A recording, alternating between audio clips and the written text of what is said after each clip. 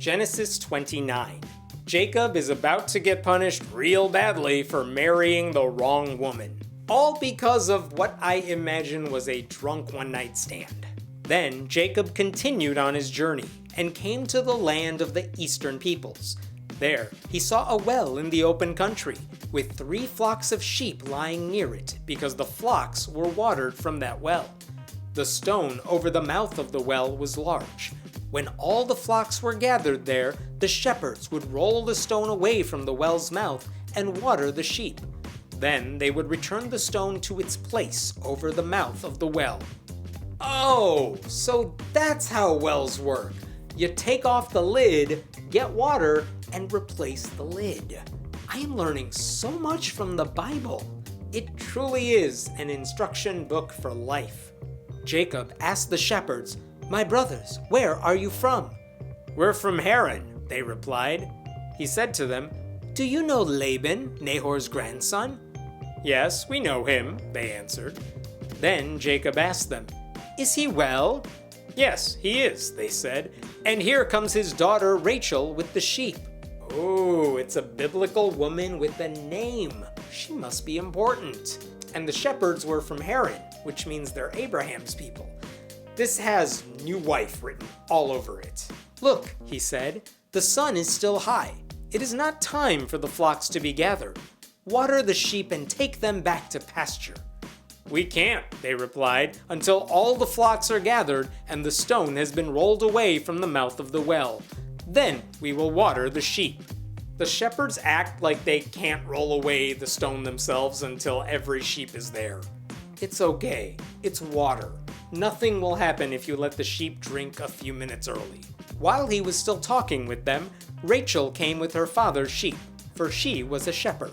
When Jacob saw Rachel, daughter of his uncle Laban, and Laban's sheep, he went over and rolled the stone away from the mouth of the well and watered his uncle's sheep.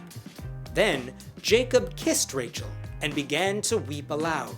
He had told Rachel that he was a relative of her father and a son of Rebekah, so she ran and told her father. "Jesus, Jacob! Not okay! Ask for some damn permission! That is not how you greet your cousin, or anyone. I mean, at least say hi! Tell her your name, anything! And why the crying? Was the kiss that bad?" As soon as Laban heard the news about Jacob, his sister's son, he hurried to meet him. He embraced him and kissed him and brought him to his home. And there Jacob told him all these things. Then Laban said to him, "You are my own flesh and blood." After Jacob had stayed with him for a whole month, Laban said to him, "Just because you're a relative of mine, should you work for me for nothing? Tell me what your wages should be." Oh, so everyone's just kissing their relatives now. Not weird at all. I have never had anyone surprise visit me, then stay for a month. That sounds horrible. At least Jacob gets to choose his own salary. How much do you think he'll work for? $15 an hour? A 6-figure salary? Oh no, he's thinking something very different. Now Laban had 2 daughters. The name of the older was Leah, and the name of the younger was Rachel. Leah had weak eyes, but Rachel had a lovely figure and was beautiful.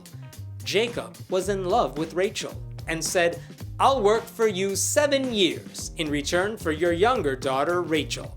"Haha, you thought I was gonna ask for money? Never. Just give me my smoking hot cousin's uterus and I am all yours for 7 years. That's just dumb negotiating. He was being paid nothing and Laban said, "Name your price." He could have said, "Pay me a few bucks and one of your daughters and I'll stick around for 2 weeks. Why 7 years? And remember, this is Jacob. Esau is technically his servant now. Jacob could have said, "My hairy brother will work for you as long as you want. Give me the girl, I'm out." He didn't do that. Laban said, "It's better that I give her to you than to some other man. Stay here with me." So Jacob served 7 years to get Rachel, but they seemed like only a few days to him because of his love for her. Aww, Rachel totally wrote that last line, didn't she?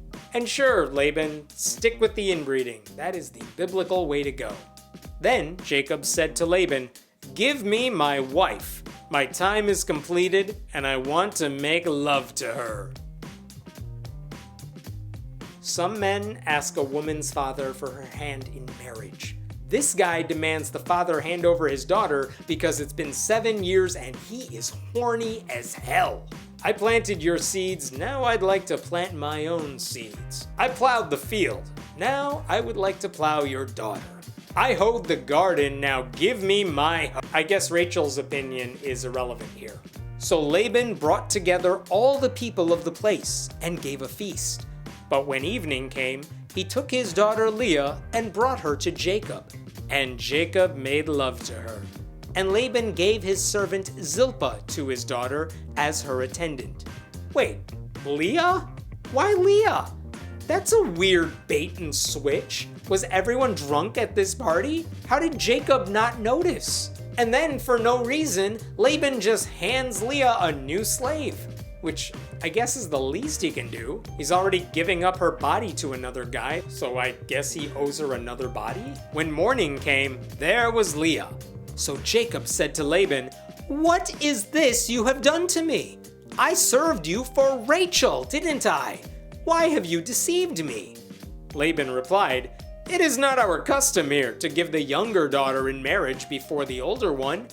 Finish this daughter's bridal week. Then we will give you the younger one also, in return for another 7 years of work." Laban, you wicked son of a bitch. You could have said something about the local custom 7 years ago, but you didn't. He tricked Jacob into screwing and now marrying his older daughter, whom he couldn't get rid of, knowing full well Jacob wasn't interested. And now Jacob has to finish the honeymoon if he wants a crack at Rachel on top of another 7 years of work. I would say that's a bad father-in-law, but they're already related, so I don't think that title applies. And Jacob did so. He finished the week with Leah, and then Laban gave him his daughter Rachel to be his wife. Laban gave his servant Bilhah to his daughter Rachel as her attendant.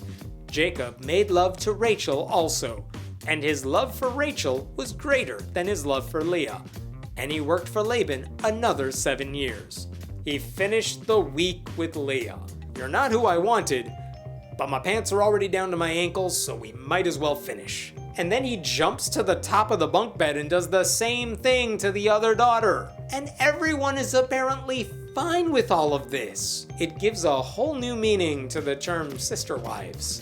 So he got 2 wives and 2 servants who will become very important very soon. Can you guess why? Take a guess. Look at how the Bible just totally trashes Leah. She's the shrew no one wanted. She's the sacrifice you had to endure to get to the younger daughter. By the way, Jacob loved the younger, prettier daughter more. Got it, Leah? We've already seen what happens when a mother has a favorite child. Now we're about to see what happens when a husband loves one of his wives more than the other. Look at all this from Laban's perspective too. Sometimes on a busy day, I will close 10 browser windows in Chrome and it feels incredible. This guy just got rid of 4 women in his family like that. And he got 14 years of hard labor out of it. He must be so relieved. When the Lord saw that Leah was not loved, he enabled her to conceive. But Rachel remained childless. Leah became pregnant and gave birth to a son. She named him Reuben, for she said, "It is because the Lord has seen my misery. Surely my husband will love me now." Oh, the dynamics here just went from bad to worse. Now there's a baby involved in this love triangle, and Leah thinks the child will lure Jacob's heart away from Rachel? Yeah, because babies always make dysfunctional relationships better. I know love and sex are not the same thing, but how unloved could Leah be given that Jacob is impregnating her? Unless he did it only once. She conceived again, and when she gave birth to a son, she said, "Because the Lord heard that I am not loved, he gave me this one too." So she named him Simeon. Oh no, another one. Jacob, use some contraception or else you're gonna have a 3rd kid with a wife you don't even like. Again, she conceived. And when she gave birth to a son, she said, "Now at last my husband will become attached to me because I have borne him 3 sons." so he was named Levi. You know, if it didn't work with kid 1 and it didn't work with kid 2, maybe take the hint. That is a lot of college tuition payments right there. Is it possible the Bible got this wrong and Jacob just preferred Leah? It seems like he has no problem sleeping with her. At least Leah is done having kids. She conceived again, and when she gave birth to a son, she said, "This time I will praise the Lord." So she named him Judah. Then she stopped having children. Well, Jacob's never leaving her now because those child support payments would be insane. After 14 years of labor, Jacob now has 2 wives, one of whom he allegedly doesn't love even though he can't stop sleeping with her, and 4 kids with that woman he never wanted to marry. I'll bet that makes him Jacob sadder. That was dumb. I'm sorry. I'll just end this now.